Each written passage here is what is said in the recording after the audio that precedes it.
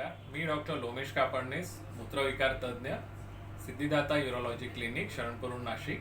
तर आता आपण प्रोस्टेट अवेअरनेस वीक साजरा करतोय. तर यामध्ये प्रोस्टेट ग्रंथी आणि त्याबद्दलचे आजार यांच्याबद्दल आपण लोकांना जागरूकता निर्माण करण्याचा प्रयत्न करतोय. तर यामध्ये प्रोस्टेट ग्रंथी म्हणजे काय, तर ही एक पिअर शेप ग्लँड असते जी मूत्रमार्गाच्या तोंडाशी असते आणि वयोमानानुसार 50 नंतर या ग्रंथीची वाढ पुरुषांमध्ये होते की ज्यामुळे मूत्रमार्गामध्ये अडथळा निर्माण होतो आणि त्यामुळे लघवीला अडथळा निर्माण होणे, लघवीला जोर लावावा लागणे, युरिनची किंवा लघवीची धार बारीक होणे, रात्री लघवीला वारंवार उठावे लागणे, दिवसा देखील लघवीला वारंवार जावे लागणे, लघवीला घाई गडबड होणे यांसारखे प्रॉब्लेम्स पुरुषांमध्ये दिसून येतात. जर आपल्या वडिलांना किंवा आपल्याला देखील यापैकी काही प्रॉब्लेम असतील तर नक्कीच युरोलॉजिस्टला दाखवणे गरजेचे आहे आणि आपल्या प्रोस्टेटच्या जे आजार आहेत त्याच्यावर त्यासाठी योग्य उपचार घेणं गरजेचं आहे. धन्यवाद.